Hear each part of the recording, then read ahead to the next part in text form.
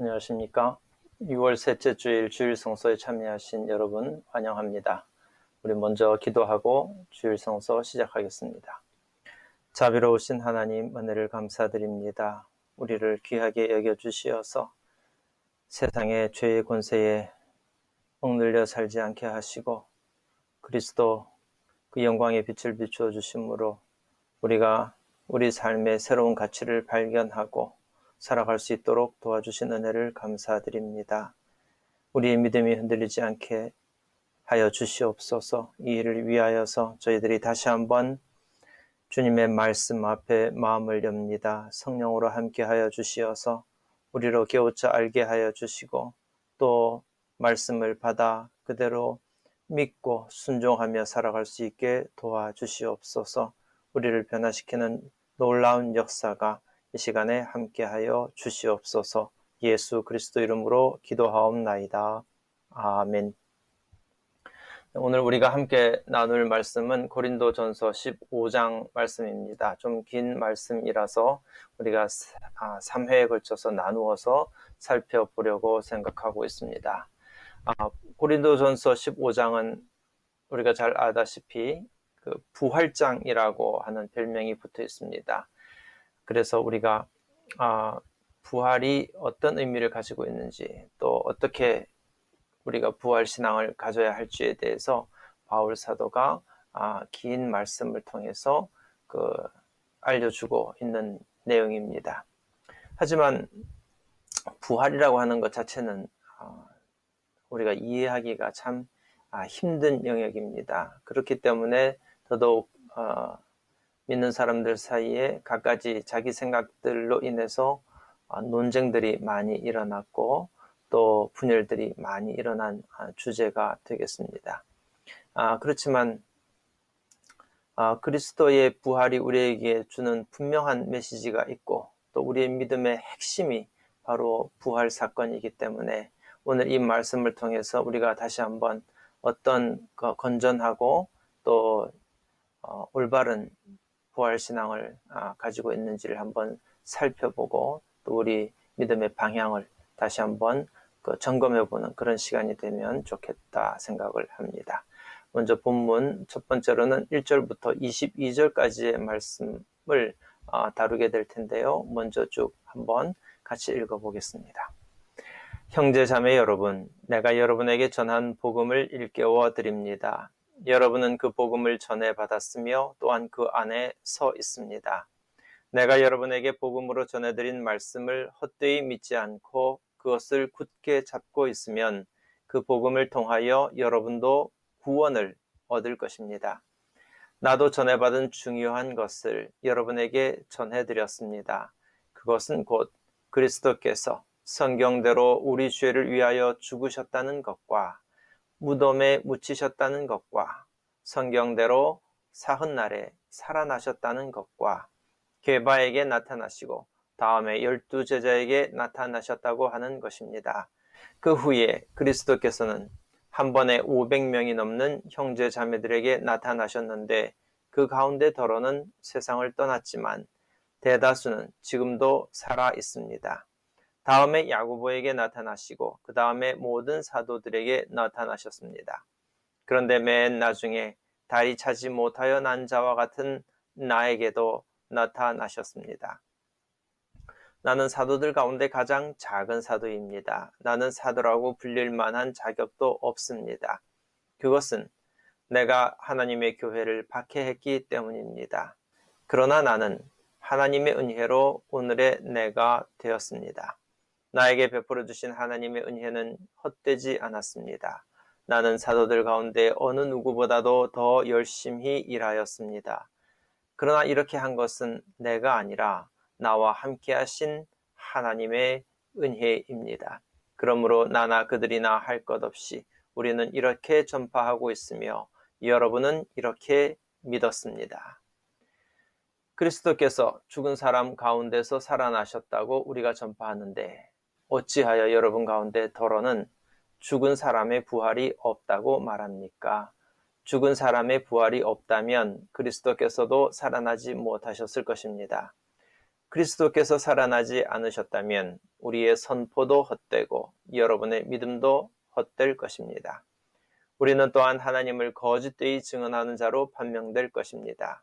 그것은 죽은 사람이 살아나는 일이 정말로 없다면 하나님께서 그리스도를 살리지 아니하셨을 터인데도 하나님께서 그리스도를 살리셨다고 하나님에 대하여 우리가 증언했기 때문입니다. 죽은 사람들이 살아나는 일이 없다면 그리스도께서 살아나신 일도 없었을 것입니다. 그리스도께서 살아나지 않으셨다면 여러분의 믿음은 헛된 것이 되고 여러분은 아직도 죄 가운데 있을 것입니다. 그리고 그리스도 안에서 잠든 사람들도 멸망했을 것입니다. 그리스도 안에서 우리가 바라는 것이 이 세상에만 해당되는 것이라면 우리는 모든 사람 가운데서 가장 불쌍한 사람일 것입니다. 그러나 이제 그리스도께서는 죽은 사람들 가운데서 살아나셔서 잠든 사람들의 첫 열매가 되셨습니다. 한 사람으로 말미암아 죽음이 들어왔으니 또한 한 사람으로 말미암아 죽은 사람의 부활도 옵니다. 아담 안에서 모든 사람이 죽는 것과 같이 그리스도 안에서 모든 사람이 살아나게 될 것입니다. 아멘. 예. 이어지는 말씀들 가운데에 후반부에 아주 중요한 내용들이 많이 있지만은 이 전반부에도 그 복음의 핵심에 대해서, 부활 사건에 대해서 바울 사도가 잘 증언을 하고 있습니다. 먼저 1절부터 살펴보게 되면 바울 사도가 처음에는 교회를 박해하고 그리스도를 믿지 않는 사람이었습니다. 그래서 이 복음에 관하여서는 바울 사도도 자기가 전해받았으며 이렇게 고백을 하고 있습니다. 그래서 자기가 전해받은 그대로 또 고린도 교회 교우들에게 복음을 전하였다. 그리고 그 복음을 믿는 믿음 안에서 고린도 교회 교우들이 서 있다. 이렇게 설명을 하고 있습니다. 그리고 이제 이 교회 공동체라고 하는 것이 신앙 공동체이기 때문에 바울 사도가 전한 그 복음의 말씀을 헛되이 믿지 않고 그것을 굳게 붙잡고 있으면 그러면 고린도 교회 성도들은 이 복음을 통해서 구원을 얻게 될 것이다. 이렇게 알려줍니다.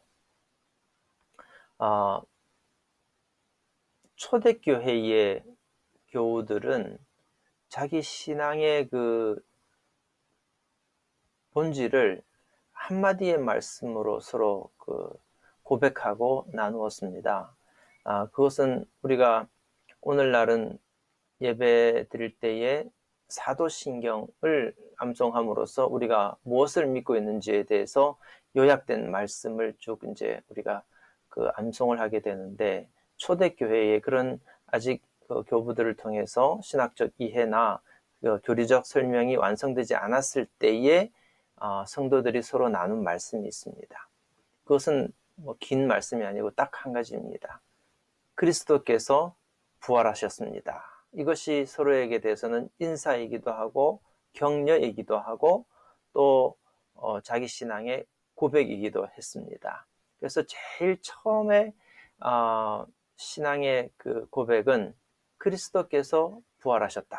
예수님께서 다시 살아나셨다 하는 것이 늘 핵심이었고 이 사실을 서로 공유함으로써 모든 성도들이 그 믿음을 확인해 나아갔다. 이렇게 알고 계시면 되겠습니다. 그래서 바울 사도가 자기가 전해준 그 복음의 내용을 이제 3절 이하부터 요약을 합니다. 그래서 제일 첫 번째는 뭐냐면은 그리스도께서 여기 빈칸에는 말씀대로 우리 죄를 위하여 죽으셨다 하는 사실입니다. 말씀대로라는 것은 그리스도께서 이 땅에 오시고 그 고난을 겪으시고 죽으시고 부활하신 이 모든 것이 하나님의 예정된 계획 속에 있었던 일이다 하는 것을 말씀하는 것인데 그것이 바로 성경에 기록된 대로 이렇게 직역할 수 있습니다. 그래서 성경대로 모든 일이 이루어졌는데 그 첫 번째는 예수님께서 우리 죄를 위하여 죽으셨다 하는 사실이고요. 또 죽으셔서 무덤에 묻히셨고 그런 다음에 또 예정대로 또 성경에 기록된 대로 사흔날에 살아나셨다. 세 번째 날에 살아나셨다. 하는 내용들입니다. 그리고 이게 바로 이제 부활하셨다 하는 말씀이 되겠고요. 부활하셔서 그것이 그저 소문으로만 돌아다니는 것이 아니라 게바에게 나타나시고 그 다음에 12 제자에게 나타나셨다 하는 것도 바울 사도가 증언하고 있습니다. 그러니까 게바에게 또 전해 듣기를, 또 다른 예수님의 제자들로부터 전해 듣기를, 내가 부활하신 예수님을 똑똑히 보았다. 우리들 앞에 부활하신 예수님이 나타나셨다 하고 전해 들었기 때문에 바울 사도는 예수님의 부활의 증거로서 이 제자들 앞에 나타나셨다 하는 말씀도 같이 전했던 것을 볼 수 있습니다. 그래서 복음의 핵심은 그리스도 예수께서 우리를 위해서 죽으시고 사흘 만에 부활하셨다 하는 이 내용이 되겠습니다. 그 후에 그리스도께서는 한 번에 500명이 넘는 형제 자매들에게 나타나셨기 때문에 우리는 그리스도의 부활을 부정할 수가 없습니다. 500명에 대하여 우리는 옛 성경의 기록을 따르면, 번역을 따르면 500문도들이다 이렇게 표현을 하지요. 그 가운데 어떤 사람들은 세상을 떠났지만 많은 사람들은 아직도 살아있다 하였습니다. 바울 사도가 그리스도를 영접하게 된 것은 예수님께서 죽은 지 1년 이후, 그리고 최대한 6년 이내라고들 사람들이 이제 생각을 합니다. 그래서 지금 바울 사도가 이 고린도 교회의 편지를 썼을 당시는 50년대라고 볼 수 있기 때문에 예수님이 돌아가신 지 약 20년 정도 지난 그 당시라고 볼 수 있겠고요. 바울 사도는 열정적으로 그 전도를 하던 때가 되겠습니다. 그래서 이 공동체에 속한 사람들 가운데에는 예수님께서 부활하신 그 모습을 직접 본 사람들이 아직 많이 살아 있었다 이렇게 이야기를 합니다. 그 다음에는 예수님의 형제인 야고보에 나타나시고 그 다음에 모든 사도들에게 나타나셨습니다. 이 모든 사도들은 12사도 외에 예수님을 따르던 제자들을 가리키는 표현이다 이렇게 생각하면 되겠습니다. 그리고 여기서 빠뜨리지 않는 것이 바울 사도도 역시 부활하신 예수님을 만났기 때문에 자기에게도 예수님께서 나타나셨다 하는 것을 강조합니다. 그런데 바울 사도는 자기 자신을 가리켜서 다리 차지 못하여 난 자 이렇게 표현을 하고 있고요. 또 가장 작은 사도 이렇게 표현을 하고 있습니다. 그 이유는 바울 사도가 스스로 고백하기를 하나님의 교회를 그 이전에 박해했기 때문에 그리스도의 그 구원의 은혜를 받을 자격이 없는 존재임에도 불구하고 하나님의 은혜로 부활하신 예수님을 만나게 되었기 때문에 이것을 바울 사도는 감사히 생각하고 자기를 겸손하게 낮추고 있는 모습을 보게 됩니다. 자기가 아주 부족한 존재임에도 불구하고 그러나 하나님의 은혜로 오늘의 내가 되었습니다. 사실 이 고백은 오늘날 우리들의 고백과도 같습니다. 우리 역시 그리스도를 알게 되고 또 그리스도를 통해서 구원의 삶을 살게 되는 것 역시 우리가 무슨 어떤 자격이 있어서가 아니라 전적으로 하나님의 은혜를 통해서 받게 된 것이다. 우리도 이렇게 고백을 하고 있습니다. 바울 사도는 이 은혜가 자기에게 있어서는 헛되지 않다라고 고백을 합니다. 그 이유는 이 복음을 굳게 붙잡고 다른 어느 사도들보다도 더 열심히 일하고 있기 때문에 그렇습니다. 그래서 하나님께서 자기에게 베풀어 주신 은혜가 정말 헛된 것이 되지 않도록 바울 사도는 그 믿음을 끝까지 붙잡겠다. 그래서 그 끝까지 붙잡는 믿음의 끝은 구원의 은혜이다. 이렇게 고백하고 있습니다. 그래서 나나 그들이나 할 것 없이 우리는 이렇게 전파하고 있으며 여러분은 이렇게 믿었습니다. 나나 그들이나 라고 말할 때 그들이라고 하는 것은 예수님의 그 12제자들을 가리키는 표현이라고 생각하면 되겠습니다. 자, 그 다음에 12절 말씀부터 봅니다. 그런데 이 고린도 교회의 공동체 일원들은 예수님의 부활에 대해서 여러 가지 이견들이 있었습니다. 왜 그러냐면은 헬라 사회 속에 있었기 때문에 헬라적 사고를 통해서 생각해 보자면 당시에는 이원론이 아주 그 시대의 가치관이었습니다. 즉, 그 육체적인 것과 영적인 것, 이 두 가지를 대비해서 육체적인 것은 소멸되는 것이고 악한 것이고 또 그 영원하지 못한 것이다, 이렇게 생각하고 있었고요. 영적인 것은 정말 본질적인 것이고 가치가 있는 것이고 참 생명이 있는 것이고 영원한 것이다, 이렇게 서로를 대비해서 생각을 했습니다. 그런데 예수님께서 부활하셨다고 하는데 몸으로 부활하셨다 하면은 아니 완전하지 못한 이 육체로 왜 부활을 하셔야 되는가, 그 이유 자체를 그리스 문화의 사람들은 이해할 수가 없었습니다. 영으로 부활해야지 왜 육체로 부활하느냐, 이런 생각들을 가진 사람들이 있었습니다. 그래서 어떤 사람들은 그리스도가 하나님의 아들이고 또 온전한 몸으로 부활을 하셨는데 어떻게 그 몸이 우리 사람들과 똑같은 그런 육체가 될 수 있겠느냐, 이렇게 주장을 한 것입니다. 그래서 어떤 사람들은 사도들이 복음을 선포할 때는 예수님께서 다시 살아나셨다고 하는데, 그런데 죽은 사람이 어떻게 살아납니까? 어떻게 육체를 가지고 살아납니까? 그런 일은 있을 수 없습니다 라고 주장하는 사람이 있었다 하는 이야기입니다. 그런데 만약에 그런 죽은 사람의 부활이 없다고 한다면 그러면 그리스도가 살아나셨다는 그 말씀이 그러면 거짓이라는 말이냐?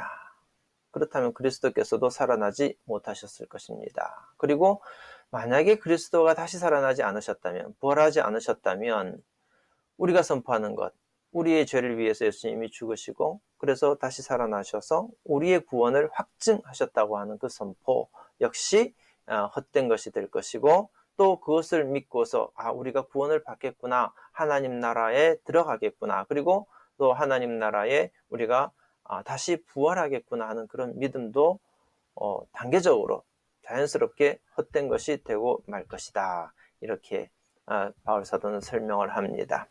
또 이 부활을 인정하지 않으면 또 어떤 문제가 생겨나느냐면은 예수님이 부활하신 것은 하나님께서 그를 일으키셨다라고 이야기를 하는 건데, 그럼 부활이 없었다고 한다면 하나님을 상대로 해서 우리가 거짓 증언하는 것과 똑같은 일이 된다, 이렇게 설명을 합니다.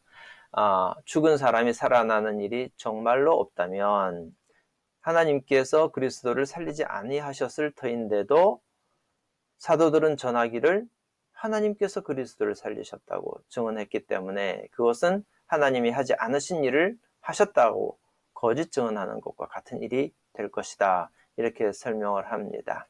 그러나 사도는 분명히 믿기를 하나님께서 그리스도를 살리셨다, 이렇게 믿고 그것을 증언하고 있는 것입니다. 16절과 17절은 앞에 말씀이 다시 한 번 더 반복되는 것이고요. 그래서 죽은 사람들이 살아나는 일이 없다면 그리스도께서 살아나신 일도 없었을 것입니다. 그런데 이제 우리가 그리스도께서 살아나셨다 하는 이 표현에 대해서 바울 사도는 일으키심을 받았다라는 표현을 쓰고 있습니다. 살아나는 것을 일어나다라는 표현으로 쓰고 있는데요. 그리스도가 자기 스스로 일어나신 것이 아니라 하나님께서 그리스도를 죽음에서부터 일으키셨기 때문에 실제로 그리스도께서 살아나셨다는 이 표현들에 대해서 바울 사도는 그리스도께서 일으키심을 받으셨다라는 표현으로 쓰고 있다는 것을 기억할 필요가 있습니다. 바울 사도는 그 문제가 너무 중요한 내용이라서 꼭 그런 식으로 표현을 합니다. 그 다음에 그리스도께서 살아나지 않으셨다면 우리의 믿음도 헛된 것이 되고, 또 그렇다면 우리가 죄로부터 씻음을 당하고 또 의롭다고 인정받는 그 모든 일은 다 무효가 되어질 것이기 때문에 여러분들은 아직도 죄 가운데 있을 것입니다 하고 사도는 이야기를 하고 있습니다.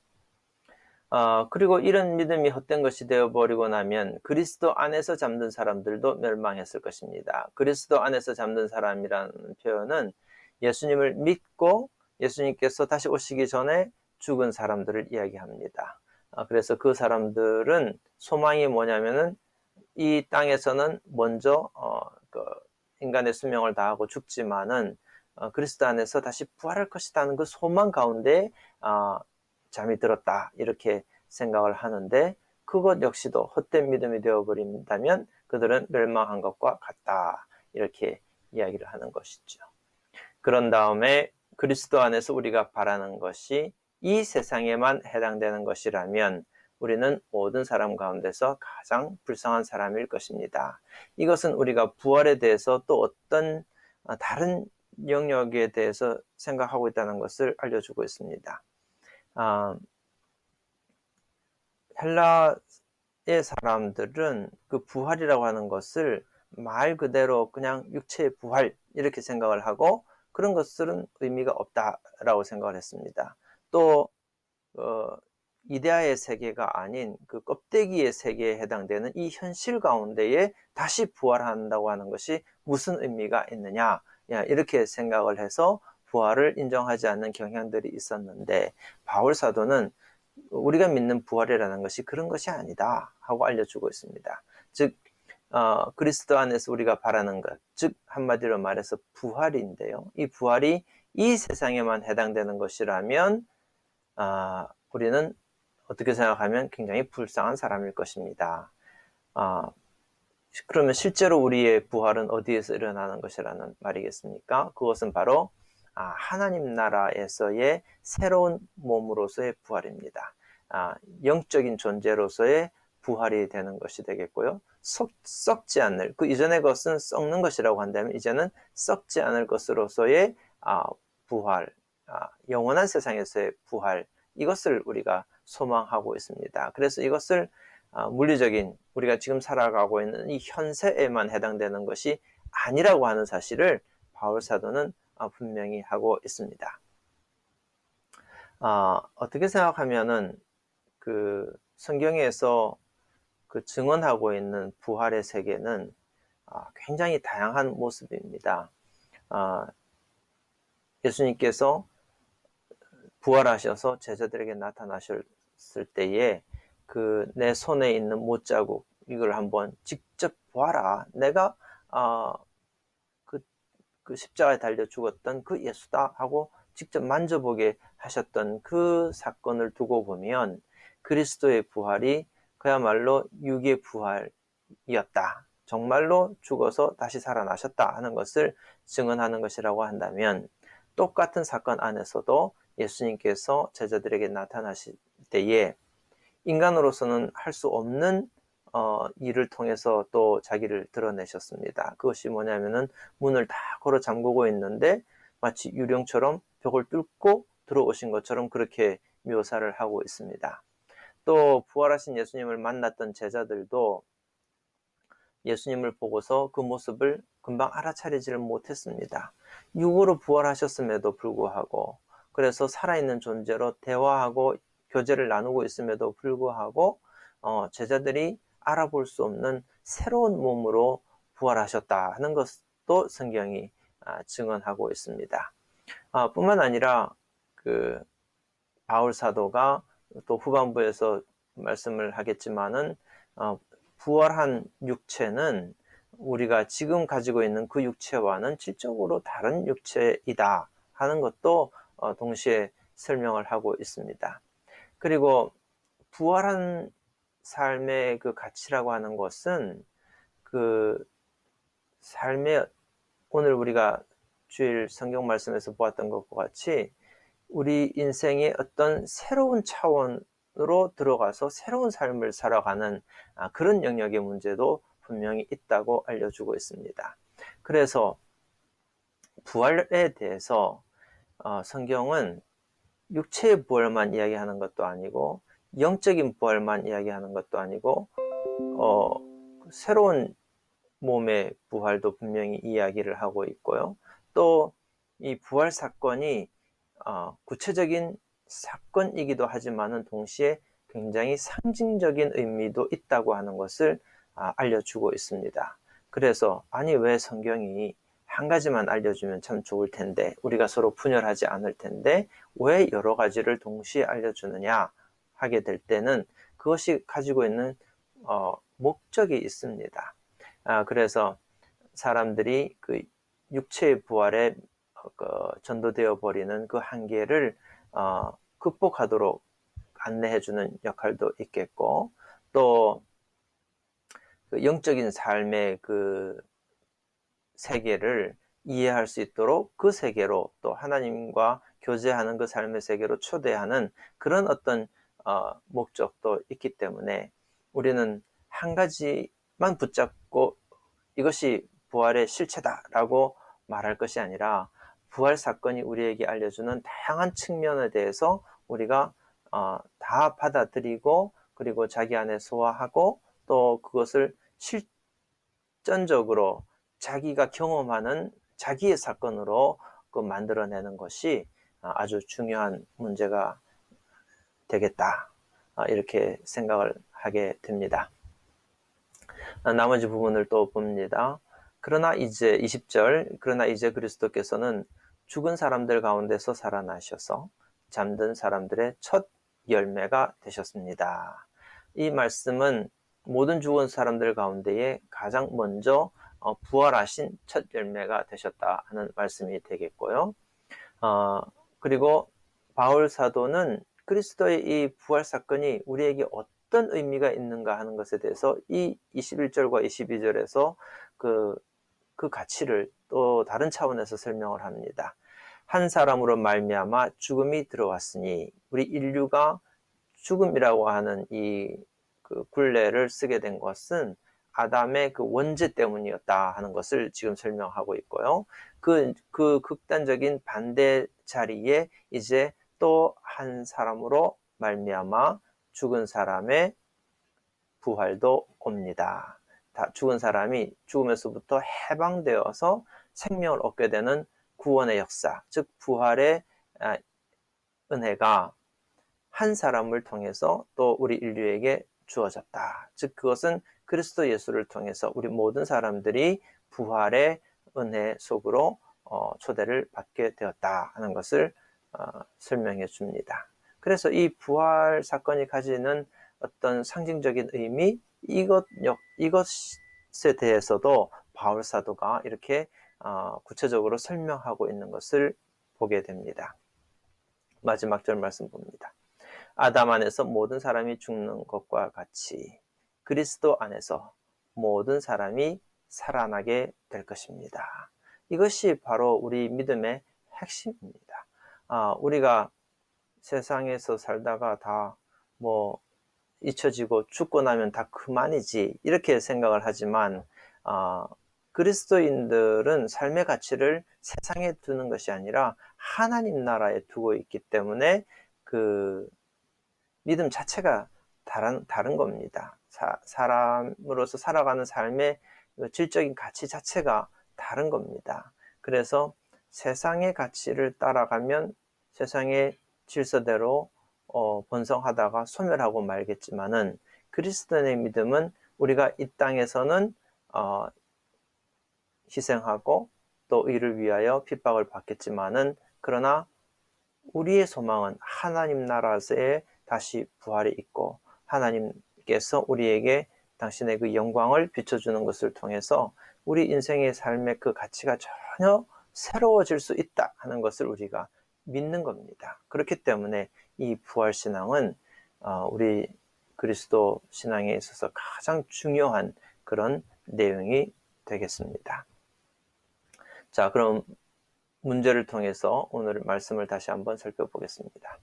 그리스도인들의 가장 큰 소망은 무엇입니까? 예, 뭐 말할 것 없이 부활이죠. 그리스도인들의 가장 큰 소망은 부활입니다. 그런데 어떤 부활입니까? 여기서 19절과 대비하라고 하는 것을 보게 되면은 19절에서는 우리의 소망이 세상에서만 있는 것이 아니다 하는 것을 말씀하였죠. 이 세상에만 해당되는 것이 아니라 우리의 궁극적인 목표는 하나님 나라에서의 영원한 삶 그리고 부활, 이것이 그리스도인들의 가장 큰 소망이다. 이것을 이제 기억해야 되겠습니다. 자, 2번. 바울이 선포한 복음의 내용은 무엇입니까? 자, 앞에서 보면은 여러분 기억을 더듬어 보시죠. 제일 처음에는 그리스도 예수께서 말씀대로 우리를 위하여 죽으셨고, 그리고 묻히셨고, 사흘 만에 다시 살아나시고, 그리고 제자들에게 나타나셨다. 이 네 가지가 복음의 내용들입니다. 그런데 그것을 한마디로 요약하면 무엇일까요? 그것은 그리스도 예수께서 부활하셨습니다. 그리스도 예수께서 다시 살아나셨습니다. 하는 것이 가장 핵심적인 명제가 됩니다.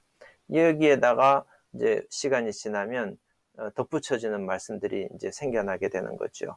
우리 죄를 위하여 죽으셨습니다. 하는 말씀도 덧붙여지겠고요. 또 예수님께서 실제로 죽으셨습니다. 그러니까 예를 들자면 영적인 존재가 하나님의 아들이 어떻게 죽을 수가 있느냐? 그건 진짜로 죽은 것이 아니다 하는 그런 어떤 도전들이 생겨났기 때문에 그것에 대하여서 실제로 죽으셔서 묻히셨다. 이런 것도 그 고백의 내용에 들어가게 됩니다. 그런 다음에 다시 살아나셨고 또 육으로 살아나셔서 제자들에게 나타나셨다 하는 것도 중요한 증언의 내용이 되지요.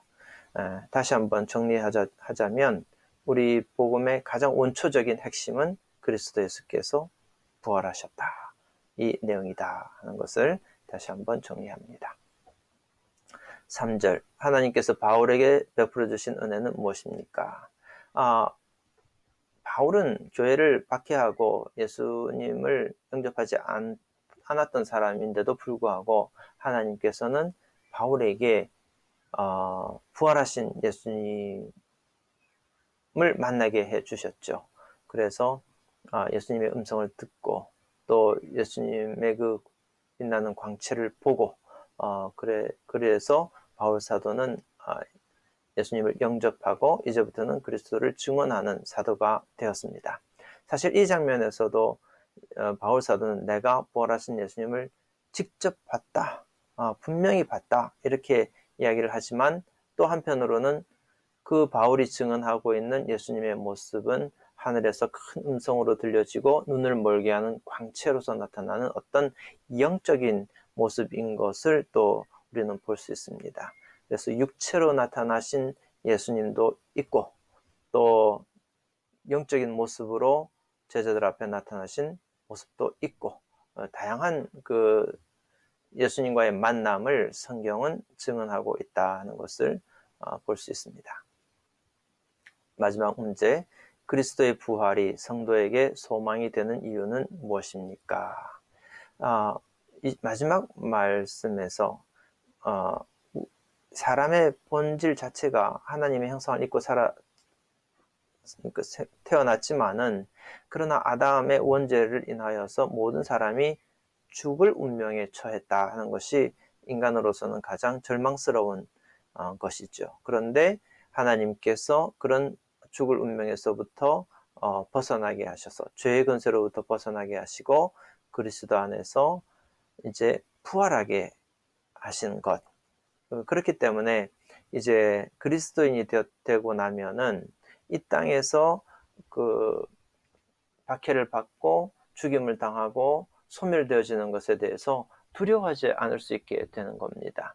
또 자기 죄 때문에 죽게 된다고 하는 그런 어떤 율법적 한계에서부터도 벗어나게 됩니다. 그렇기 때문에 그리스도의 부활은 그리스도를 부활시키신 것과 마찬가지로 하나님께서 성도들도 다시 태어나게 하실 것이다 하는 이 약속이 되겠는데, 이 약속이야말로 죽음이 사방에서부터 옥죄이고 있던 그 초대교회의 상황에 있어서는 너무나 큰 복음이 되겠고, 또 살아가는 데 있어서 큰 힘이 되고 소망이 되는 약속이었다. 우리가 이렇게 생각할 수 있겠습니다.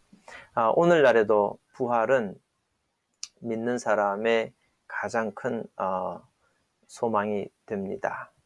왜 그러냐면은 이것은 그리스도의 그 길을 따르게 될 때에 생겨나는 여러 가지 고난과 또 질고와 핍박과 어려움들, 이런 절망스러운 일들, 이런 것에 대한 궁극적인 보상이 되어지기 때문에 그렇습니다. 그래서 성도가 이 현실을 이기고 또 견디고 믿음을 지켜서 살아갈 수 있는 원천적인 힘은 바로 부활의 약속에서부터 나오는 것이다.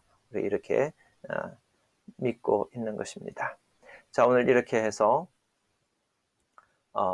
부활장의 첫 번째 단락 22절까지의 말씀을 살펴보았고, 초대교회에서 부활 사건에 대해서 여러 가지 다양한 그 이해와 도전들이 있었다 하는 것을 살펴보았습니다. 그리고 그리스도의 부활 사건이야말로 모든 믿는 사람들에게 가장 큰 소망을 주고 또 믿음의 핵심이 된다 하는 것을 오늘 살펴보았습니다.